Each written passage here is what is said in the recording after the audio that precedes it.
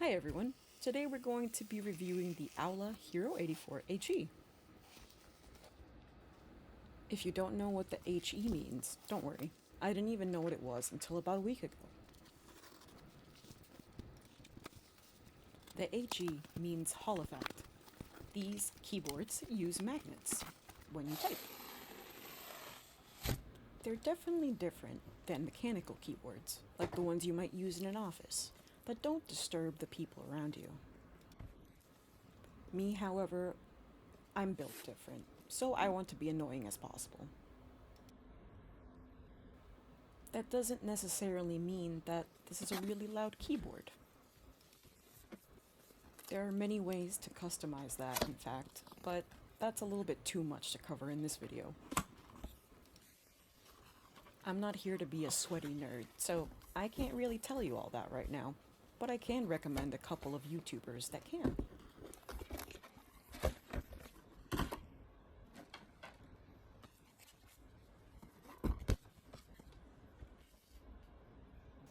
Inside, you'll find a quick operation guide. This will help you learn any of the keyboard special stuff that you can activate just by looking at this guide.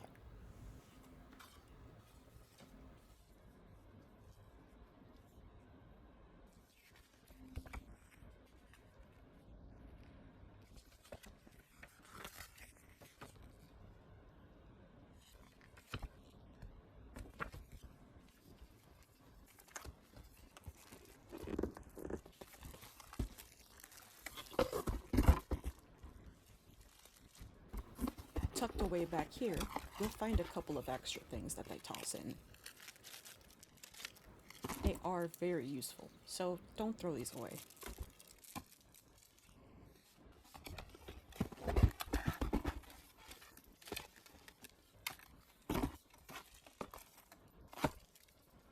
Stop!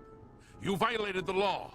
Pay the court a fine or serve your sentence. Your stolen goods are now forfeit. Then pay with your blood! Geiger from the future here. I completely forgot to explain what was actually inside that plastic bag, so I'm gonna do that real quick. These two are keycap pullers. Sometimes you get ones like these inside of keycap kits, or you'll actually get one kind of like this. I've only rarely seen this, and mostly seen this. This type of tool also has a keycap puller, but also has a switch puller. Sometimes, if you get a really nice keyboard, you'll get a little brush. I would hope to God that you know how to use the brush, but let me just demonstrate. You can go through the cracks here in your keyboard, just dust it out, get those Cheeto crumbs out of there. You know, if you eat at your desk, please consider doing this at least once a week. You can also clean your keycaps, but first I'm going to teach you how to actually get them out. So you kind of open it up like this.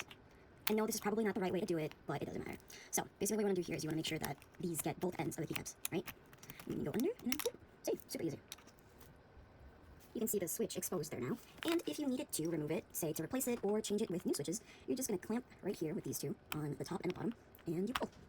Super easy. Be very careful that you don't bend the pins in the back because, oh boy, I've done that a lot. Try not to take them out with your bare hands. It's just safer that way. And to put it back in, you just pop them in real quick. Or not, you know. That's George, by the way. And then you just put the switch in there. After you put the switch back in, all you have to do is put the keycap back on by pressing it down. That's it. All of these tools that I showed are not necessarily inside the Hero84HE box, but you'll at least get the keycap puller.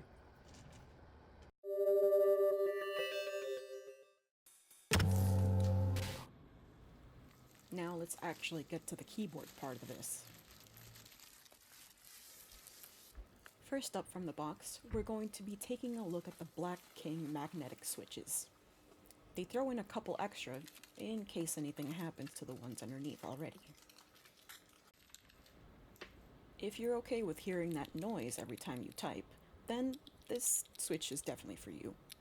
If you don't, you can always change them, but do some research on which ones actually work with magnetic keyboards. You can't use the same type of switches that you would find in a Logitech or something like that. Those are mechanical keyboards, so they're not compatible. And if they don't say hot swappable, that means you can't change the switches at all. so be very mindful. When buying a keyboard like this, you'll usually see whether it's hot swappable or not by just looking at the product name. They usually have them in the title. If they don't, then check the description of the product.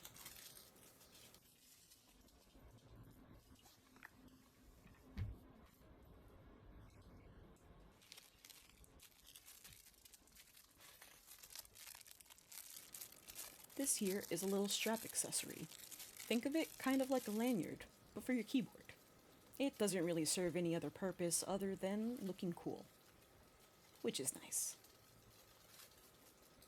You can buy different ones online too, so you're not stuck with this one forever.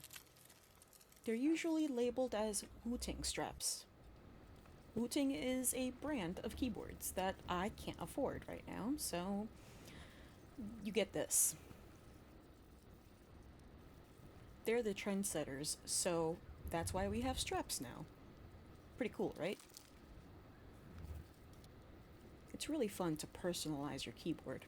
It feels a lot cooler to type on, and less boring, especially if you write a lot of documents. Or, as my husband says, Excel sheets.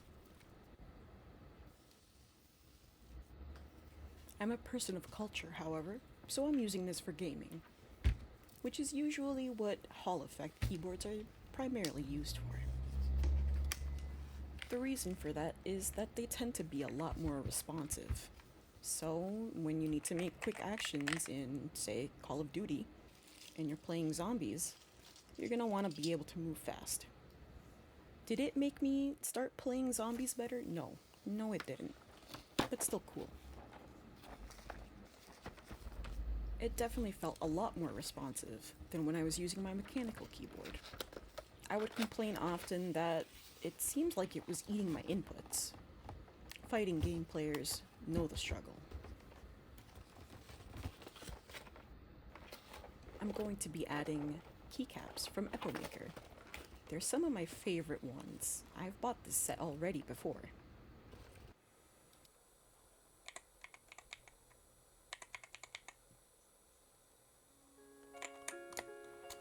I made a lot of mistakes while I was doing this, so don't think that it's super easy.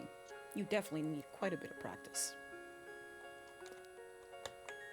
After filming this video, I got to try out the keyboard.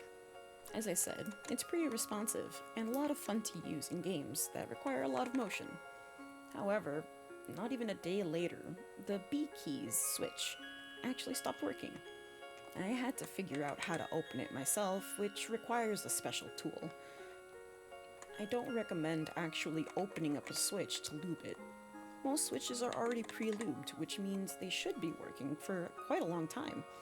So the fact that the B key stopped working after a while, it just didn't seem right. If you didn't understand any of what I just said, don't worry about it. The likelihood of this happening to you is probably very small. But if it does, there are plenty of people on YouTube that can help out with tutorial videos. Would I recommend buying this? Yeah, if you're a gamer. But if you're an office worker, maybe this isn't for you. At about $70 on Amazon, it's not that bad a choice for a gaming keyboard. And it doesn't wake up my dog when I rage quit.